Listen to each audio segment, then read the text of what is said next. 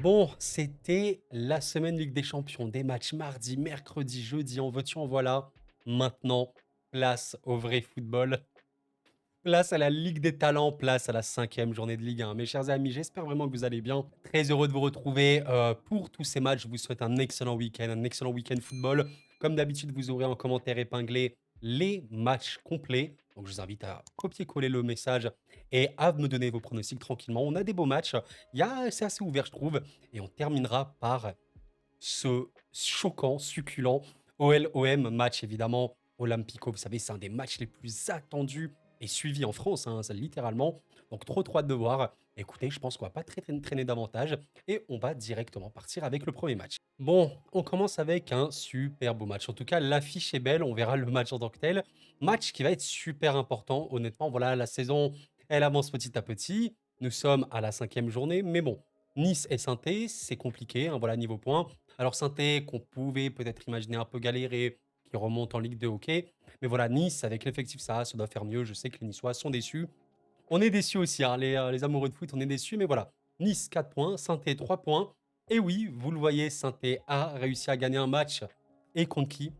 Assez dingue. Et honnêtement, je le voyais absolument pas venir ce match-là. saint LOSC, j'avais pronostiqué une victoire du LOSC. Et c'est saint qui a gagné. Mais regardez un petit peu le côté très clinique en vérité de saint Est-ce que c'est vraiment le terme? Mais en tout cas, avec très peu de possession, 28% seulement, il a réussi à avoir ce but-là, le seul but tout au début de match de saint. Et clairement, ce qui n'a pas été sur ce match côté LOSC, ça a été une possession complètement neutre, hein, très peu dangereux. D'ailleurs, on voit qu'au niveau des XG, c'est à peu près égalité, ça en dit, je pense, assez long. Donc, c'était vraiment un gros match de saint Mais voilà, saint en vrai, depuis ce début de saison, je trouve que c'est une bonne équipe. Alors voilà, qui a fait que perdre, malheureusement. Mais contre Monaco, c'était honnêtement bien. Contre Le Havre, on aurait pu espérer mieux. Contre Brest, pour le coup, c'était très compliqué, je ne vous mens pas. Et contre Lille, bah, ça a tenu. Je trouve défensivement cette équipe intelligente, assez compacte et ça donne beaucoup d'envie. Il y a une belle qualité individuelle. Bon, maintenant, Nice, alors, Nice, bah voilà, il y a une seule victoire contre Angers.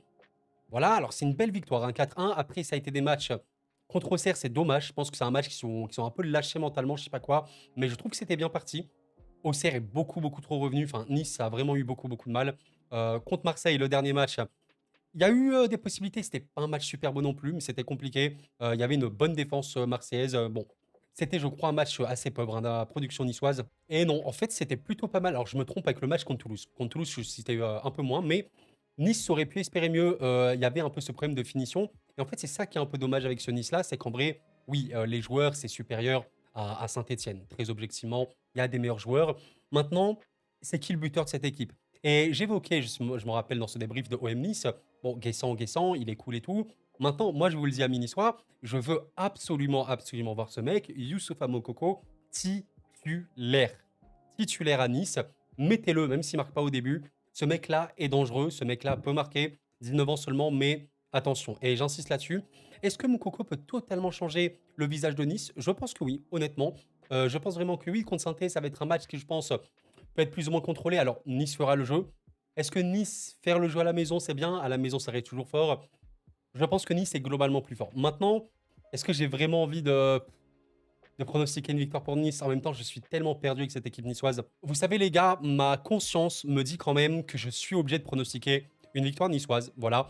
Maintenant, je vais être honnête avec vous. Quand je vois un petit peu ce que produit saint quand je vois la capacité de résilience de saint même s'ils ont pris 4 buts contre Brest, c'est vrai, il y a eu des matchs où tu sentais une équipe qui était solide, qui n'avait pas peur. Ça, c'est vraiment cool. Je me dis que le nul, sincèrement, il est super probable. Maintenant, victoire de saint à Nice, je vous mens pas, j'y crois pas. Mais saint a battu le LOSC à la maison, on verra bien. Je vais quand même dire une victoire niçoise qui me paraît plus fort. Pitié, Moukoko, je veux le voir titulaire. Il y a plus de qualité individuelle intrinsèque. C'est à la maison également. Bon, voilà, on espère quand même que l'alliance sera remplie. Mais je vais dire un 55-45 parce que là, ce Nice-là n'est pas encore convaincant, mais j'y crois. 55-45 pour Nice, avec attention, peut-être le nul pour saint qui va peut-être revenir. Et on enchaîne avec un super intéressant Lille-Strasbourg. Alors vraiment un match qui est spécial parce que le LOSC et Strasbourg, bon, voilà, sont à peu près au même nombre de points, 6 points, 5 points. Mais, et c'est pour ça que, oui, les points, c'est intéressant, mais le contenu, il est également. Je vais être honnête avec vous. Lille, alors ça a super bien commencé. Voilà, je m'attendais à un LOSC, comme d'habitude, très fort, qui allait revenir et tout machin. Bon, parenthèse Ligue des Champions, victoire défaite, pardon, qui a été, oui, évidemment très compliquée. Le Sporting a été fort. J'ai malheureusement bien peur que le carton rouge d'Angel Gomez a un peu tué le match. Dommage. Bon, c'est la Ligue des Champions, c'est autre chose. Mais voilà, c'est vrai que les deux derniers matchs de championnat, comment vous dire? En tout cas, le match contre le PSG, c'est le PSG et c'était globalement un match du LOSC où ils étaient bien. Je pense que c'était à peu près le match le plus dur du PSG avec, celui contre, Gérone, mais en Ligue 1, c'était clairement celui-là. Il y avait un très, très bon LOSC en seconde période, voilà, qui a toujours cette qualité individuelle et voilà, de projection collectivement. C'est vraiment une équipe qui se projette beaucoup, très verticale, qui est forte, super forte sur le papier, avec toute la qualité offensive que ça a, oui, le LOSC est une des meilleures équipes de Ligue 1, avec une solidité qui est pas dégueulasse du tout, c'est ça le pire. Bon, maintenant et ça, c'est un peu un gros coup de froid, purée, la défaite contre saint et là, ça a été problématique. Je l'ai montré, justement tout à l'heure en parlant de saint malheureusement, tu as eu un 24 d'XG, ce qui est relativement OK, mais un peu faible quand tu sais que tu as eu 72 de possession. Alors, saint a super bien joué le coup et c'est dommage parce que ces joueurs-là doivent faire mieux. Alors bon, on verra bien, est-ce que David pourra enfin être inscrit durablement et complètement dans cette équipe? Il faudrait bien qu'il reprenne sa place de titulaire. Sahraoui, j'ai énormément d'attentes sur ce joueur qui est incroyable. On verra bien. Dans l'absolu, LOSC, Strasbourg, le LOSC est supérieur à Strasbourg. Bon, maintenant qu'on a dit ça, on va être honnête. Strasbourg, il y a 5 points. En vrai de vrai, ils auraient même pu avoir, je pense, 8 points actuellement parce que c'est une super bonne équipe. Il y a cette défaite assez dingue contre Lyon, mais ils ont bien joué. Qu'est-ce qu'ils ont bien joué? Peut-être un peu de naïveté derrière, mais il y a une très très très belle jeunesse strasbourgeoise. On en parle à chaque fois. C'est une des équipes à suivre vraiment en Ligue 1. Vous intéressez un peu à la jeunesse, regardez Strasbourg, c'est super cool. Santos avait mis d'ailleurs un but. Voilà, il y a beaucoup de bons joueurs incarnés par Bakwa, qui est un peu le jeune phare star de cette équipe-là. C'est une vraie belle équipe.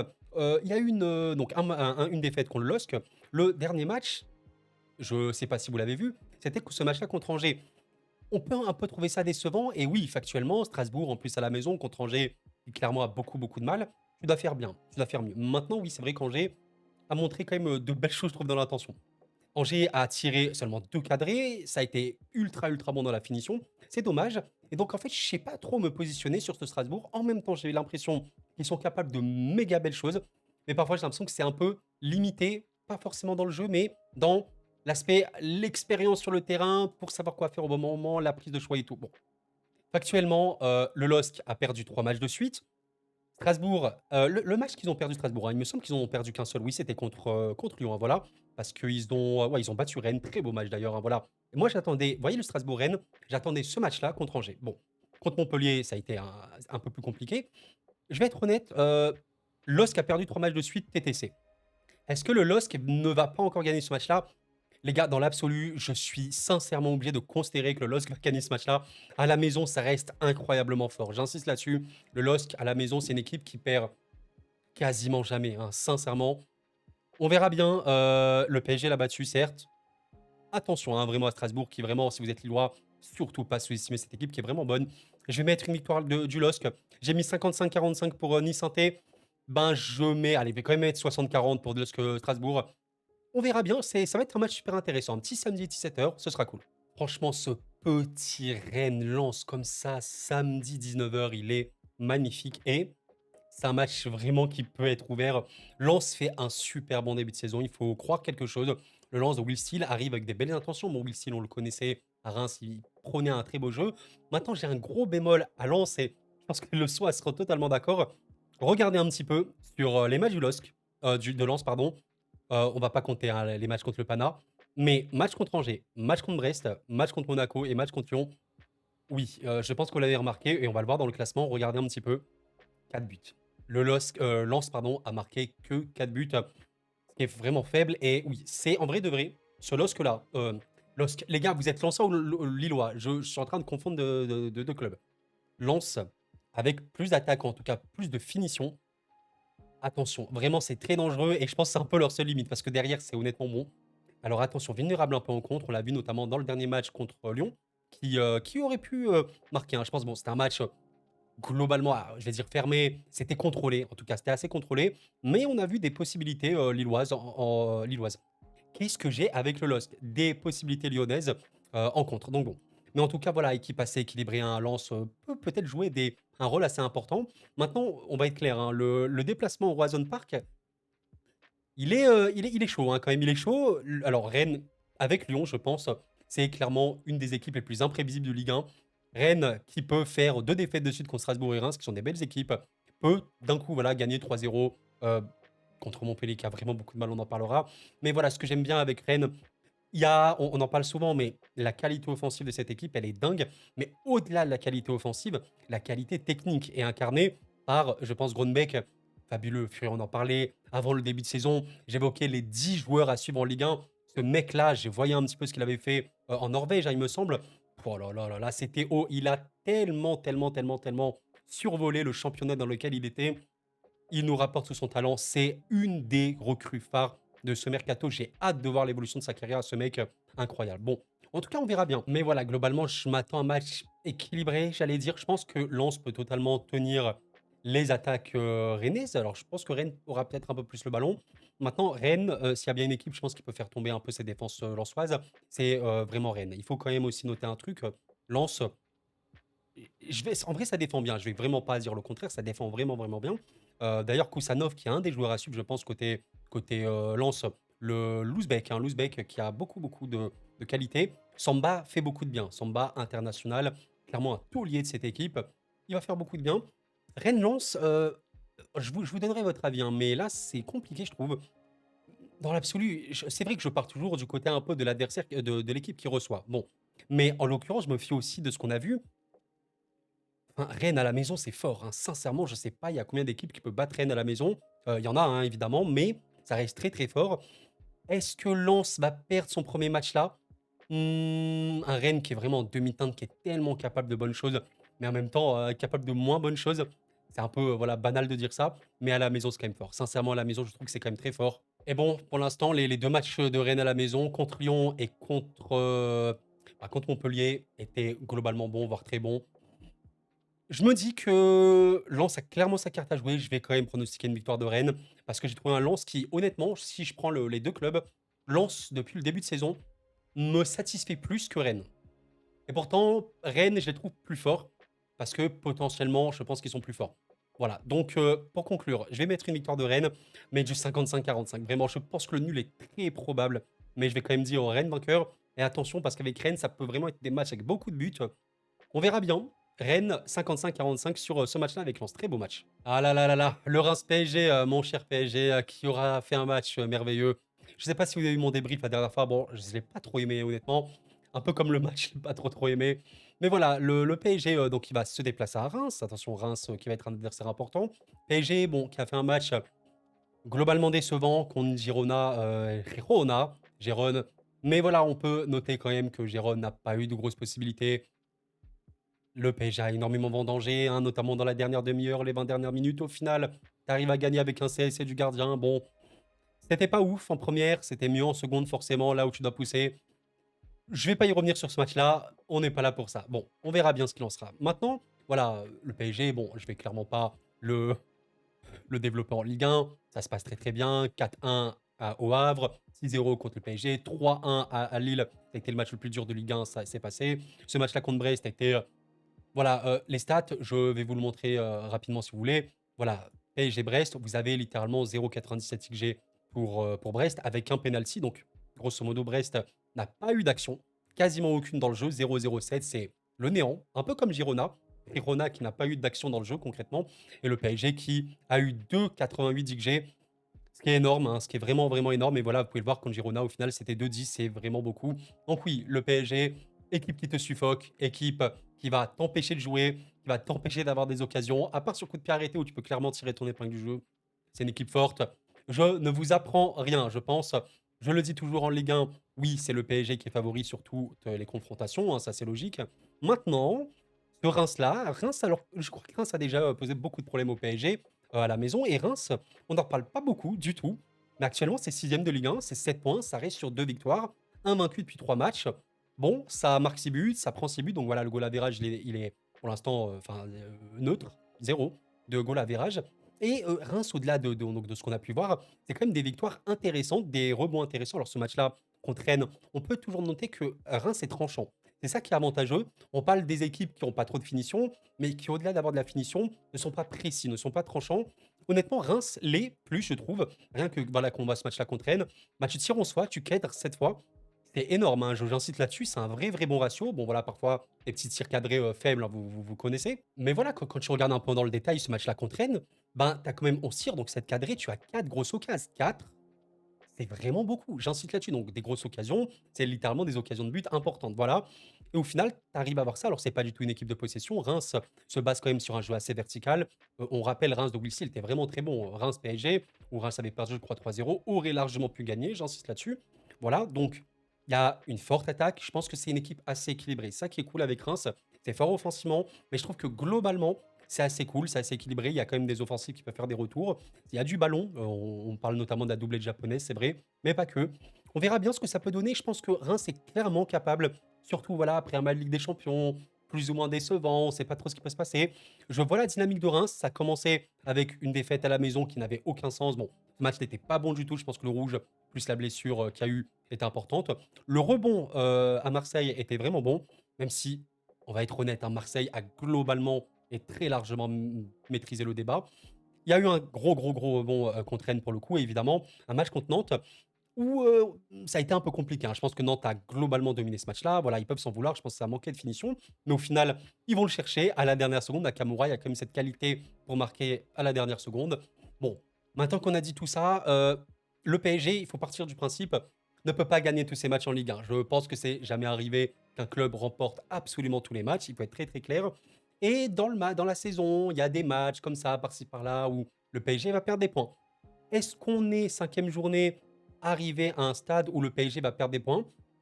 Je pourrais pas vous dire, mais ce match Reims-PSG comme ça, je me dis que c'est possible. En tout cas, de ce qu'on a vu, c'est clairement possible. Maintenant, je vais quand même dire une victoire PSG. Il faut être assez honnête tout de même. Ça reste plus fort individuellement, tout ce que tu veux, machin, collectivement. Je vois Reims avoir beaucoup de mal à exister. Maintenant, Reims en contre. On verra bien si ça arrive à ressortir de la pression. Si Reims arrive à sortir de la pression, et pourquoi pas. Surtout, voilà, si Donnarumma revient pas, on sait que Safonov, c'est, voilà, bon, on l'a pas encore beaucoup vu, mais en tout cas, au niveau des arrêts purs et durs, Donnarumma, il y a clairement pas beaucoup de gardiens qui le rivalisent. On va quand même dire une victoire PSG. Voilà, restons quand même lucides. Je pense que les Rémois, ça serait d'accord.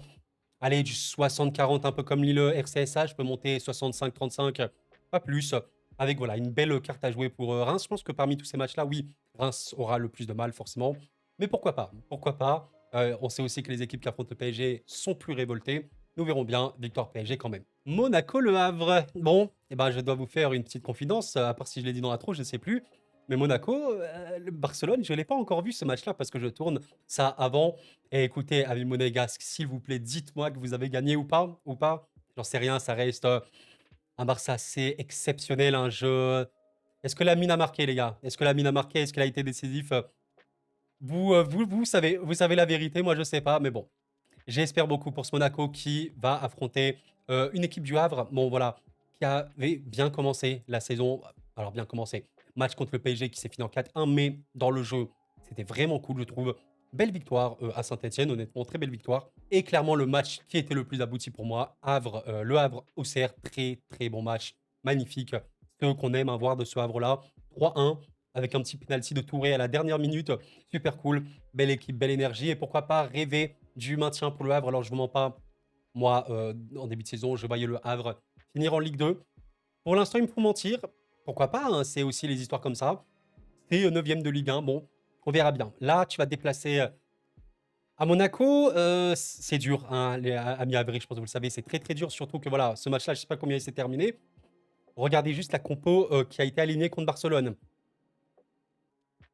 Entre nous, c'est énorme. Le double pivot Zakaria Camara, il est extrêmement fort. Est-ce que j'ai besoin de développer ne serait-ce qu'une seule seconde l'attaque? Il y a un banc qui n'est pas du tout débile. Le bémol, pour moi, de ce Monaco-là, bah en fait, c'est l'avant-centre. Mbolo comme Balogun peuvent mieux faire. Et honnêtement, aujourd'hui, tu mets un méga gros buteur à Monaco.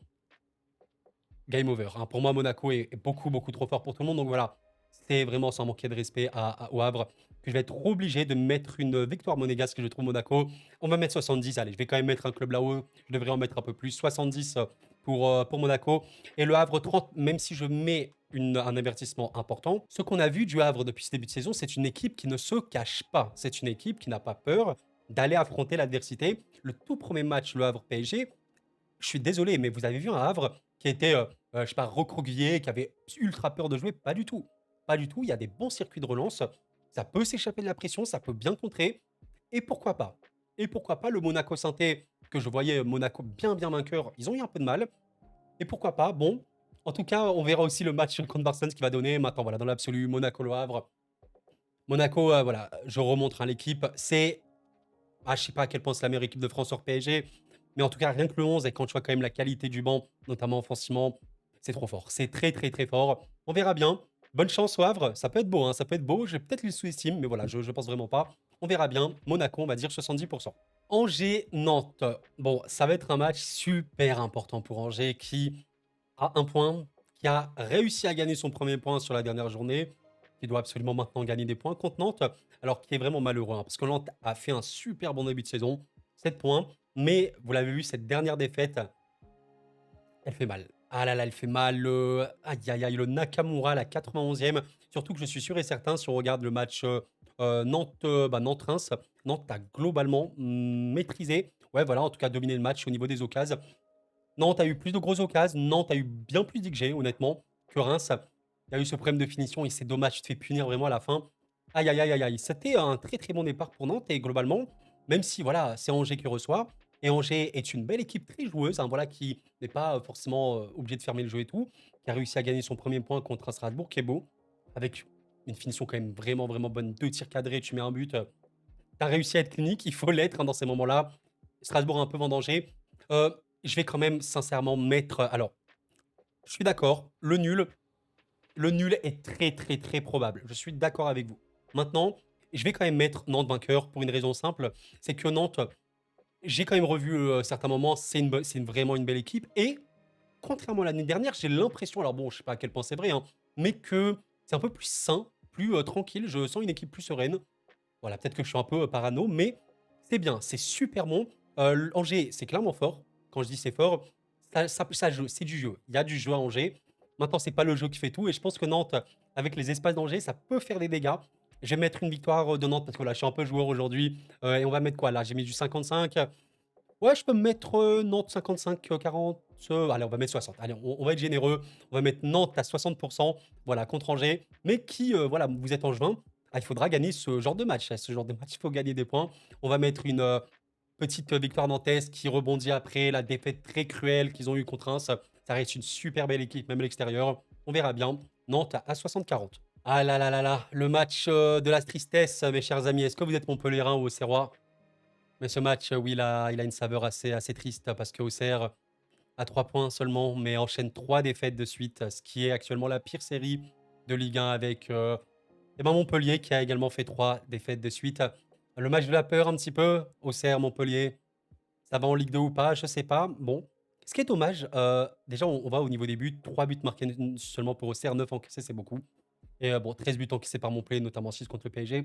En fait, ce qui est dommage avec ces 2 équipes, vous savez, c'est quoi? C'est que tu as quand même l'impression que les 2 équipes auraient pu avoir mieux. Bon, côté Montpellier, c'est vrai quand même que tu as eu, notamment le PSG qui, on va dire, est un match à part.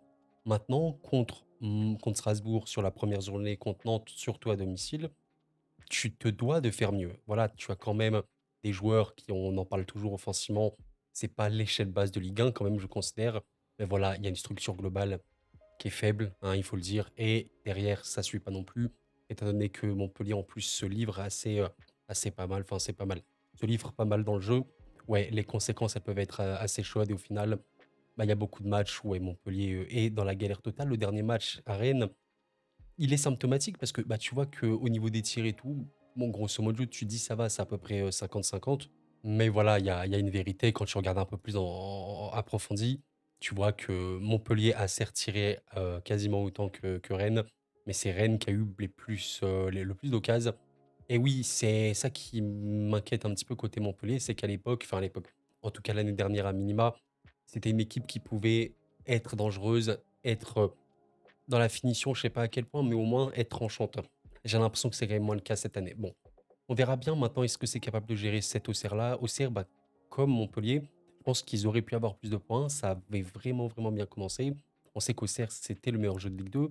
Pour moi, en Ligue 1, ce qu'ils ont montré, c'est vraiment bon.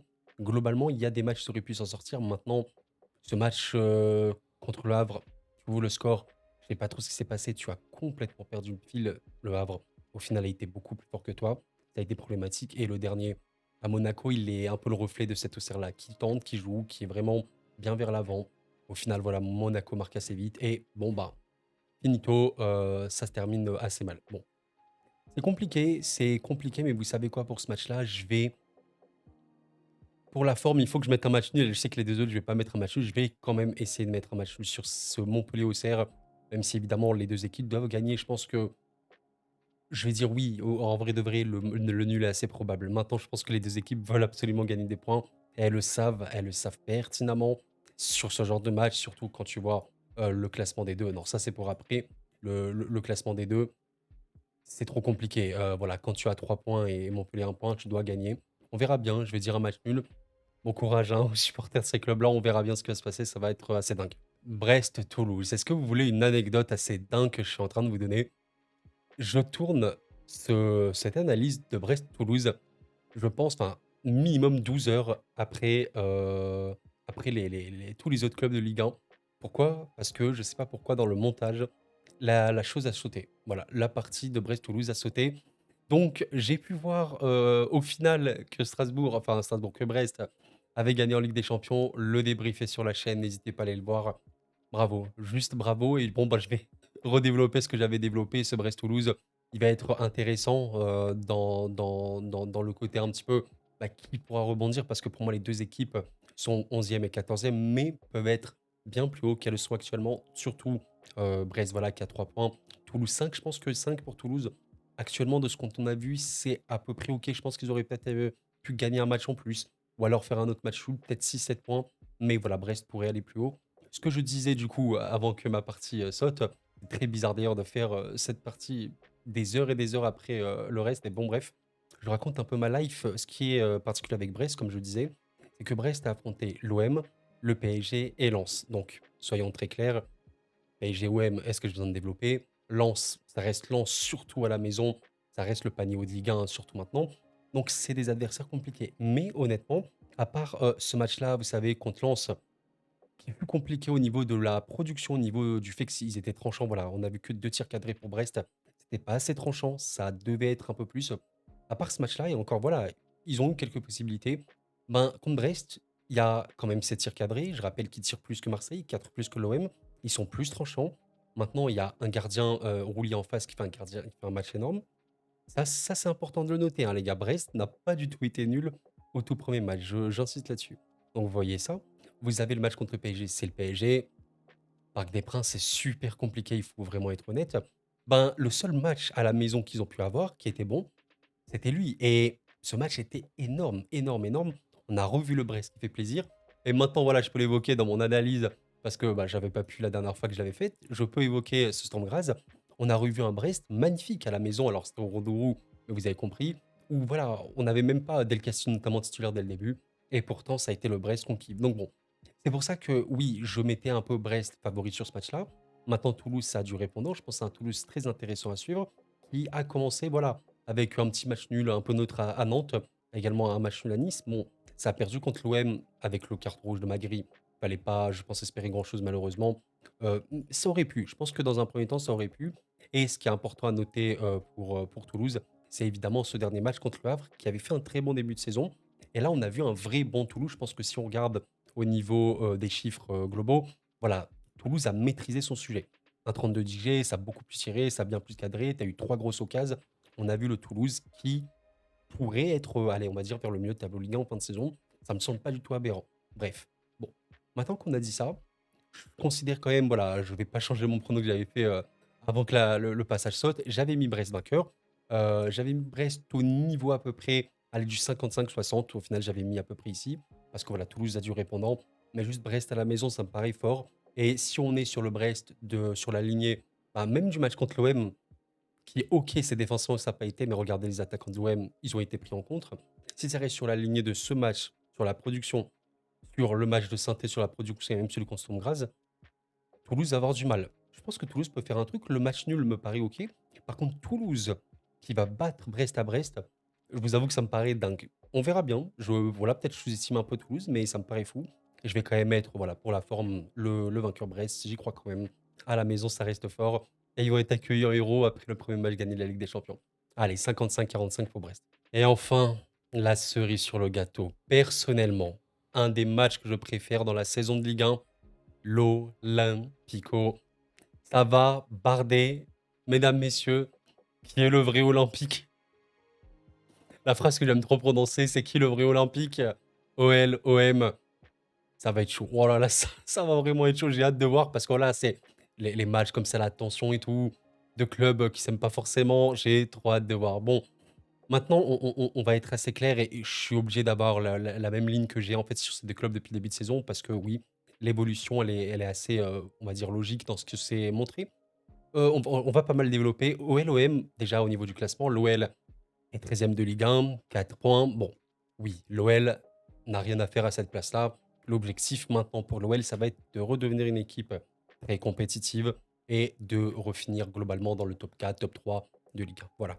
Un peu comme l'OM qui change complètement de projet. Avec 10 points, ils sont deuxième de Ligue 1 ex aequo avec Monaco, mais une différence de but supérieure. Maintenant, on va être très honnête et je pense que les Lyonnais le comprendront. Je vais développer très tranquillement la chose. Mais même si c'est à Lyon, je pars quand même, je pense, sur un OM vainqueur. Alors, est-ce que je vais changer d'avis dans mon développement? On va voir ça. Moi, vous savez, je prépare pas mes pronos, je le fais en direct, donc on verra bien. Mais ce que je veux dire par là, c'est déjà une raison très simple. Factuellement, hors PSG, l'équipe qui m'a fait la plus forte impression en Ligue 1, c'est bien Marseille. Il faut être objectif là-dessus. Je ne vais pas le nier, c'est réellement Marseille. Avec 12 buts marqués, c'est la deuxième meilleure attaque de France. 4 buts encaissés, c'est pas mal, même très bien. Et au-delà de ça, les performances de l'OM, elles ont été au mieux extrêmement convaincantes. Au pire, je pensais ce match-là contre Nice, mais Nice et Nice, quand même, à la maison, là, c'était pas simple. Ils ont été OK, l'OM ici. Ça a été globalement solide et en plus de ça, il y avait des absences. Bon, je vous prends même le seul match que Marseille n'a pas remporté, le match contre Reims. En vrai de vrai, je vais être honnête avec vous, ce match-là, il se mit avec en tir cadré pour Marseille, sans manquer de respect à Reims. L'OM peut remporter le match, enfin à la mi-temps, il peut avoir 3-0, c'est pas choquant. Eli Wahi a complètement raté son match dans la finition. Je l'ai pas trouvé, je l'ai pas trouvé mauvais dans l'apport du jeu qu'il pouvait avoir. Et voilà, je vous le montre. Vous regardez Marseille-Reims, regardez simplement les stats. Ça n'a pas de sens hein. Pour la Ligue 1, ce que vous voyez là, c'est extrêmement élevé. Vous avez eu 3,17 XG pour Marseille. Pour ceux voilà, qui sont pas trop familiarisés avec ça, 3,17, c'est rare. Hein, on voit pas ça tout le temps. En Ligue 1 notamment, non, c'est rare. Il y a même le PSG peut faire des matchs énormes, mais ne pas arriver à ce stade-là. Vous avez eu 6 grosses occasions. 6 grosses occasions pour l'OM. Il faut se rendre compte, Reims à côté, c'est une seule. Enfin bref, donc techniquement, même si voilà, on sait pas comme ça le football, mais si on refait un peu ce match-là, l'OM devrait le gagner la plupart du temps. Donc actuellement, il y a un monde de l'OM à 12 points avec le PSG. Ce sont les deux seules équipes à 12 points. On peut évidemment parler de Monaco, mais vous avez compris un peu l'idée que je veux développer. Et en plus de sa capacité à être forte, vraiment être dangereuse, il y a un équilibre. Il y a un réel équilibre à l'OM. Et vous le savez bien, côté OL, c'est pas forcément le cas. C'est pour ça que mon instinct me se partirait forcément plus sur l'OL. D'ailleurs, on voit que Google part également un peu plus sur Marseille, malgré le fait qu'ils soient à l'extérieur. Lyon, le début de saison, alors, il est un peu le reflet de cette année 2024, très particulier pour Lyon, qui a fait une remontada assez dingue. On en a parlé des matchs, voilà, des 3-2 en voiture par là, 4-3, machin. Je sais même pas, je crois qu'à un moment, il y a eu un 5-4. Enfin bref, ça n'avait aucun sens. Et les premiers matchs, le premier match contre Rennes, il est un peu le reflet de ce Lyon-là. Capacité offensive, de dingue, hein. Honnêtement, Lyon a parmi les meilleurs attaquants de Ligue 1, je vous apprends rien du tout. Maintenant, quand tu cadres deux fois, c'est pas possible. Tu te fais trancher dans tous les sens. Au final, voilà, Rennes te fait beaucoup, beaucoup trop de dégâts parce que ton milieu de terrain n'arrive pas à exister dans le contrôle du ballon. Même dans la récupération, ça a été plus ou moins compliqué.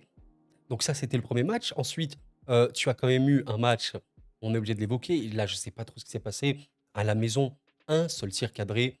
Ce Lyon-Monaco, c'était beaucoup, beaucoup, beaucoup, beaucoup, beaucoup trop compliqué. Honnêtement, Monaco voilà, avait un peu trop maîtrisé son sujet. Bon, après, tu as rebondi quand même, mais après un match, on en parlait à chaque fois dans les vidéos sur Lyon. Lyon, c'est l'équipe en 2024 qui prend le plus de buts, mais qui en marque également le plus. Il y a beaucoup de matchs 3-3, 4-3. Une fois, il y a eu un 5-4, je crois, contre Brest. Enfin, Ça n'a aucun sens, littéralement. Et ce match-là contre Strasbourg, là, on est en mode quand même. Alors, ok, tu te prends 3 buts, mais voilà, là, on a revu l'attaque lyonnaise. Là, on a senti qu'il y a des Mikotadze, il y a des Lacazette, voilà, il y a beaucoup de projections au milieu de terrain. Il y a quand même un banc, voilà, Malik Fofana, Orban et tout. Bon, c'est énorme. Tesman, moi, j'ai hâte de voir comment il va être inscrit dans cette équipe. Tesman, pour moi, c'est une des solutions, une des grosses solutions pour Lyon. Et voilà, donc on s'est dit, allez, peut-être machin. Et le dernier match qu'on a pronostiqué, Lens-Lyon, j'étais en mode, bon, Lyon, ils sont capables du meilleur comme du pire. Lens, c'est quand même assez solide. Bon, au final, un 0-0. C'est neutre. Voilà, si on regarde un peu les stats ici, on voit que Lyon-Monaco, bon, ça n'a pas eu lieu d'être, hein. Lyon n'a pas existé. Voilà, 2,26 pour Monaco, c'était très compliqué. Le match Lens-Lyon, voilà, 0,56 d'IA, c'est faible. C'est beaucoup trop faible pour une équipe campion. Voilà, je pense que si on regarde le match contre Strasbourg, ça a été forcément beaucoup, beaucoup plus élevé. Voilà, 3 d'XG quasiment, mais regardez Strasbourg également. Donc, conclusion, les gars, ce match-là, il peut très bien se finir en 1-0 pour une des deux équipes, comme en 4-3, parce que c'est Lyon. Voilà. Vous aimez Lyon? Ben, félicitations, vos médecins, les médecins de Lyon, les gars, les cardiologues. Les cardiologues à Lyon, vous êtes cardiologue, allez travailler à Lyon. Vous allez être riche. Vous ouvrez un cabinet, vous allez récupérer tous les supporters de l'OL, parce que c'est le club le plus imprévisible de la Ligue 1. Bon, mon pronostic. Le gros problème, c'est qu'en football, l'imprévisibilité, c'est cool, c'est bien.